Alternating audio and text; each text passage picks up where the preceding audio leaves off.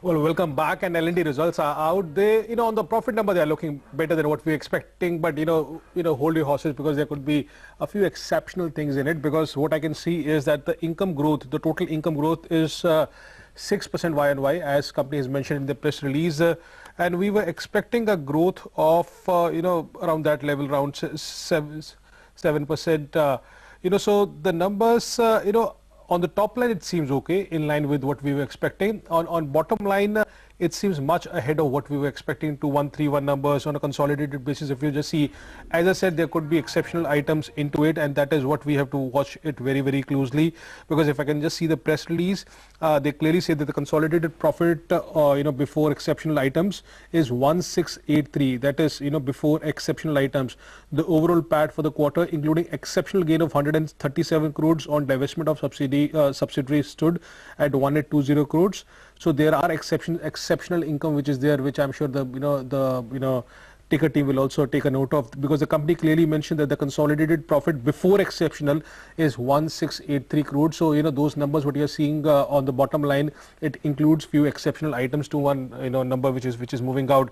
But again, we also got to watch out for that. If the revenue growth was in line with what we're expecting, which I understand that it is 6%, then where has this great jump come in? As clearly mentioned, there's a one-time gain which has come in. We are also joined by Prakash Diwan, who is there. Prakash, the first sense, of course, the bottom line is boosted by an exceptional income, but still, if I remove that, the numbers look okay. And I'll also give you the numbers which the segmental numbers as well.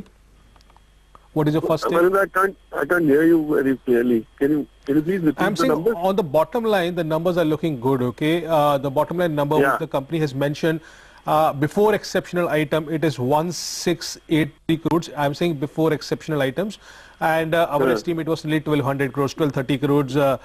The revenue we were estimating that it will grow by 7%, and it has grown by 6%, as again mentioned in the press release of the company. So top line seems in line. Bottom line is much better.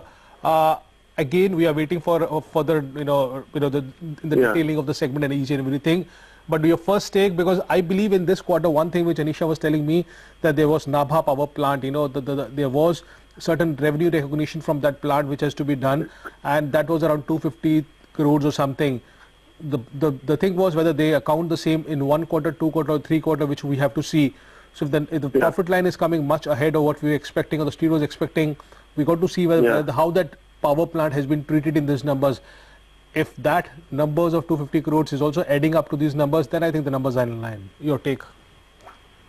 No, so I think with L&T, the key has always been how much of realization from the order book continues to build in, and that inventory of work in progress, work that's nearing completion, is what decides the earning profile for the coming quarter. So my sense is that I would look at the top line, which seems to be very much as per estimates, but I would be very happy to see if there's actual traction in especially the pending orders, because as compared to the 31,000 crore order book of last year, the company has indicated that they would rather orders which are shorter cycles playing out. So while the order book might not have grown, I think it's the realization and the work that's going to make more sense. Even the EBITDA number has come much higher, Prakash. I think we are losing you on this line. I can't hear you properly. But if you calculate the EBITDA, that number is much higher than what we were expecting. It's come at 2960 crores. We were expecting 2500 crores, and that was actually the buzzword which was going around the market, that 3000 crore of EBITDA will come. So 2960 EBITDA is really good, and the margins coming at 11.2%. The EBITDA margins I'm talking about, we were estimating 9.5%. So clearly, if you have to look at these numbers, the EBITDA margins, profit are much higher than what we were expecting, even if we remove that one-time gain of 137 crores. As I said, we will want a bit of more clarity in terms of whether the Nabha power plant has played any role in these numbers or not. But looking at these numbers, they are really, really good. Mayuresh Joshi also joins us from Angel Broking. Mayuresh, your first reaction on these numbers? As you said, good set of numbers, specifically in terms of margins and the bottom line. And you're right, I think one really needs to see the one-off in terms of the Nabha power plant, because it was expected that the provision reversal will probably lead to a one-off gain of 250 odd crores. But I think very good set of numbers in my opinion.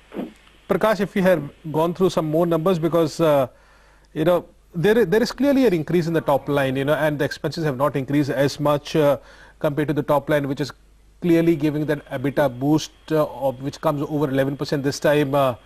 Any key takeaways from your side, Prakash?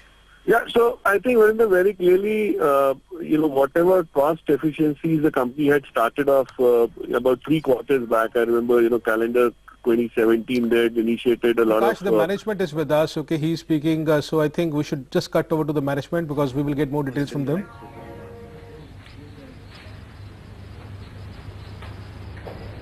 Just these. Yeah? It's page down or... Okay, let me start my presentation with the usual disclaimer that in the course of the presentation there could be some forward-looking statements, and they are made with the usual caveat about its outcome, ultimate outcome by the end of the year or beyond. Talking about the performance highlights of the company during Q2, I'm happy to share with you that notwithstanding the very strong headwinds that the infrastructure industry and within that the capital goods industry is facing, the company has reported a satisfactory outcome. The company had planned a series of initiatives considering the environment, and I'm once again happy to share with you that on most of the operating parameters the company indeed met its objectives, barring possibly the order intake, where we are reporting a decline of 8% over the orders that we picked up during Q2 of the previous year. Maybe it's useful to note that significant number of orders where we are well placed were scheduled to be announced in September, which have got delayed, as is normally the case in many of the large infra projects. And so to that extent, what we are reporting as on September could also be factored in the context of a deferment of some of the orders which would come in the subsequent months. The order book, however, has grown by 2% and the revenue has grown by 6%. The most satisfactory part is the EBITDA has moved up by 28%, and we will look at the details of this growth in a while, as well as the recurring profit after tax for the Q2 is up by 63%. First, let's focus on the order intake. The environment continues to be challenging. The investment sentiments are still subdued. The animal spirits, as they say, is not yet out in its full cry. Public sector continues to be the leader in terms of investment outlay. Private sector is still short of confidence insofar as committing investments are concerned. As we have spoken before, I think they are still figuring out a way to provide returns on the investments that they have made in the last cycle, and until that is fully achieved, the private sector will take a while before they come back to the investment mode. But we do believe, considering the potential of infra investments that's required in the country, that the public sector would continue to push forward and keep the interests alive. There have been a lot of headwinds in the Middle Eastern markets, particularly thanks to the oil price correction and the geopolitical risks that are playing out.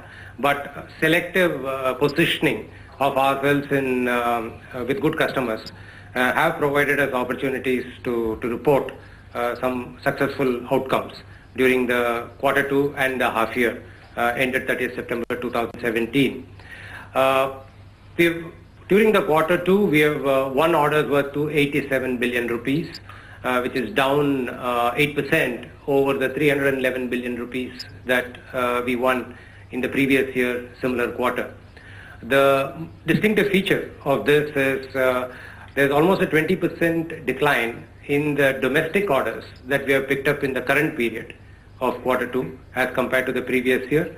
Previous year in Q2 we did have some large wins in the infrastructure sector which helped to shape up the number as they have done. But the redeeming feature for this quarter has been compensation by the international orders, which has grown by 40%.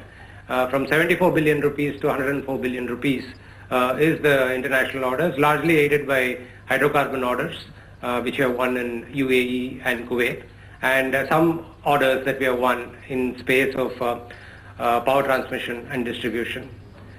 Looking at the half year in perspective, the company has won orders worth 551 billion rupees, which is 9% lower than the 608 billion rupees that it has won for a similar period in the previous year. Both the international orders and the domestic orders for this half year period during the current period is lower by about 8 to 10% as compared to the past.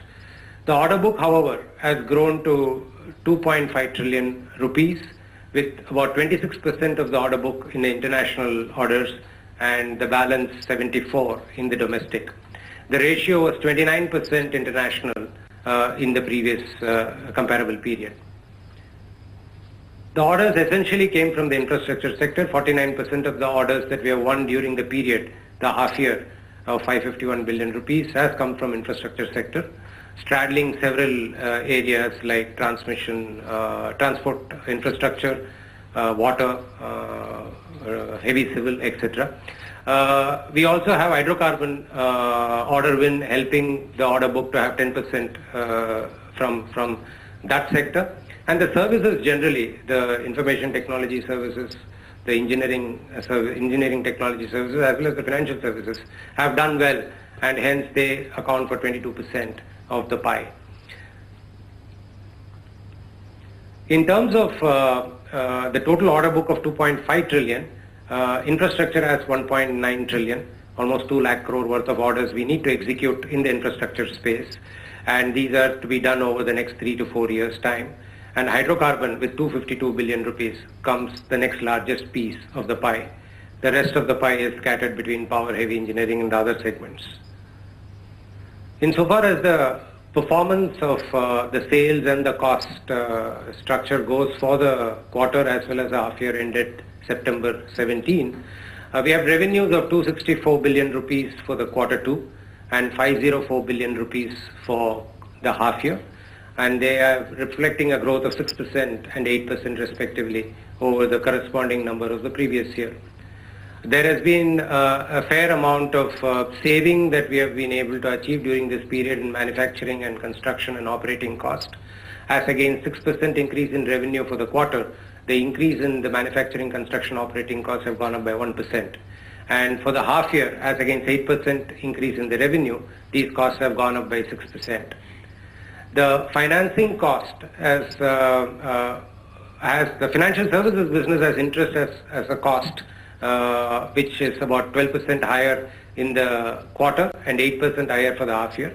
But raw material being money for the financial services business, the increase in the costs are in proportion to the increase in the book that the financial services business runs. The staff cost is up by 10% for the quarter and 7% for the half year. They are largely in line with the activity levels that we are engaged with. The sales and administration costs have gone up by 6% for the quarter and 7% for the year.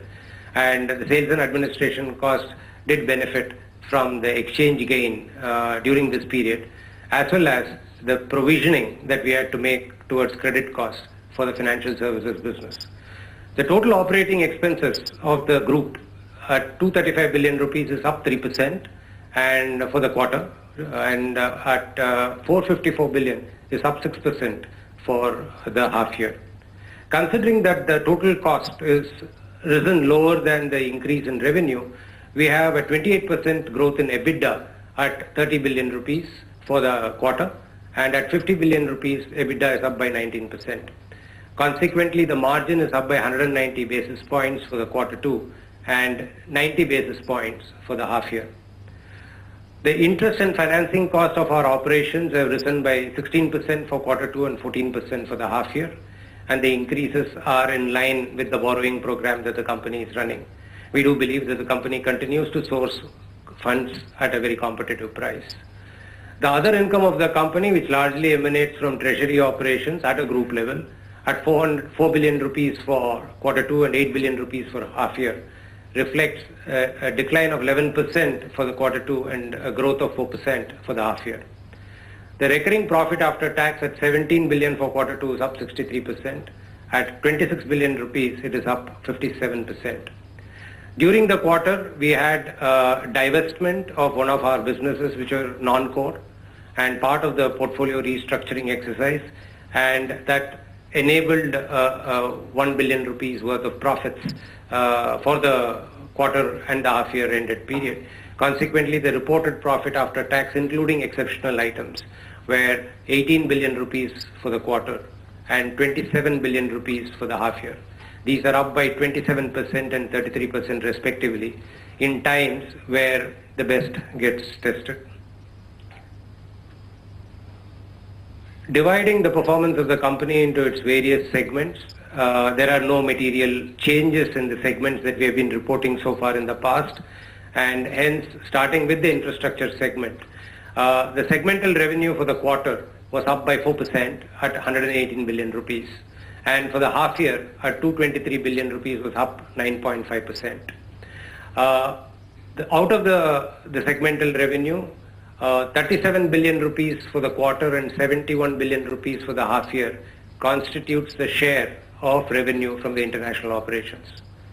Well, those are, of course, good comments coming in from the management. But, one thing which I was just reading the segmental numbers, and if you watch out, I think Mayuresh is there and he can hear me, that if you just see the development projects segment, of course, the hydrocarbon segment, the infra segment has done well. But if you see the development project segment, they have recorded an EBIT of 378 crores compared to only 106 crores, which means a jump of nearly, 280 crores. It reported a loss of nearly 50 crores on a sequential basis. So huge jump of that, 280 crores have come on the development project side. And I am guessing that it could be Nabha, which people were wondering that could lead to huge jump in terms of EBITDA. And also the hydrocarbon and infra segment has done well. Mayuresh, your take on this, if you can hear me. I haven't seen development project segment to do so well. It is only in this quarter where we have seen this EBIT of 378 crores compared to 106 crores and a loss, compared loss in the last quarter. Yes, I think it's a very surprising number and an encouraging one at that. But one, as you said rightly, we need to understand whether there were no one-offs in this. So as I said, I was expecting a favorable winning which had happened and the reversal of that of almost 250 odd crores. If that had probably happened, I think that would reflect on the EBITDA and the EBIT fronts as well. But I think an encouraging set of numbers overall. So if you look at the margin and the bottom line, I think it is quite encouraging. The new orders, a tad bit below expectations because the orders that they probably announced and the overall orders that they have probably reported, a little bit more is what I was expecting to come through, which basically means that the second half by 18, they have to finalize a lot of these large ticket projects. Mayuresh, I have no doubt that these are strong set of numbers coming in from L&T, and considering what Mr. Shankar Raman comment were, after those GST implementation, the working capital going higher for the company. My only thing is that that on the face of it, if you look at it, these are very strong numbers. EBITDA of nearly over 2,900 crores. We were expecting 2,500 crores. Margins at 11.2%. We were expecting 9.5%. So you can't complain. But is there a one-off element in it because the stock was already up 4-5% on Friday? So, is that, if it's a one-off element, that means that it's a one-time income what the company has, received in this quarter. Will mean that the stock has already captured the good numbers which are reported today? Oh, it would to a large extent, and you're right, Varinder, and that's what precisely the point is. Even if you account for the one-off part, I think it would still be reasonable in terms of how the expectations were. Secondly, I think, as I was pointing out, they need to finalize a lot of projects in the domestic infrastructure and the defense space domestically for them to probably have the contingent 12 to 14% order growth, and the revenue 10-12% would also be dependent on that. Secondly, again, I think the large order wins that they had won on the E&C part a couple of years back, incrementally in the second half, a lot of revenue recognition will start happening.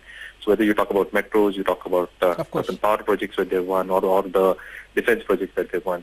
So to a large element, I think to maintain that 1.6 trillion rupee guidance, which is at the lower band of 12%, significant order win should come through. And that obviously happens with L&T's case in the second half, which is traditionally a very order-heavy kind of a quarter, Q3 and Q4. So I think those orders might come through at 12%, even if one assumes that the revenue guidance of 10% is met and the EBITDA is maintained at 10%. My own sense is that as the capex and the infrastructure needs of the economy keep on improving going forward, and yes, you're right in pointing out that the input credits might have some amount of pressure on the net working capital. So the NWC might actually be around 20-21% for the remainder of this year. But it should come down gradually as you probably see some amount of improvement happening on the GST front. But the domestic execution will also entail higher working capital requirements. All these things need to be kept in mind. But again, I think it's one story which plays on as a proxy to the Indian economy. That's true. So again, I think if the management commentary is on the similar lines, they'll be maintain this order guidance, which I'm very confident even at 12% or 14% we should, and the revenue flow at 10 to 12%, and maintaining of that margins around 10% band. I think there is still some steam left in the stock even from a long-term perspective. Well, there is no doubt, and also I will just reiterate some of the segmental performance for everyone to understand. As I said, a surprise has come in the development project segment, where I mentioned the numbers which has come in 378 crores versus 106 crores. But also, if you just see the infra segment, it has it has been moving into 7.5%. This time it reported an EBIT of 7.5% compared to 7.1%. The big surprise has again come from hydrocarbon segment, where the margins are 10.9% compared to 7.1%. The power segment margins have also improved from 3% to 5.5%. Heavy engineering segment has remained stable around that 15.5%. So for me, the surprise coming from the development power, development project segment. Hydrocarbon clearly standing out again. Infra segment steady, strong, and power segment also doing well. Prakash, you have been hearing our discussion, me and Mayuresh. Your comments on the segmental performance? So I'll tell you, while hydrocarbon was expected to be good, it has been fairly good. That 11% nearabouts is very decent. But going forward, you'll also have some headwinds in terms of the geopolitical uncertainty in the Middle East. But that's where most of the activity has actually helped them grow.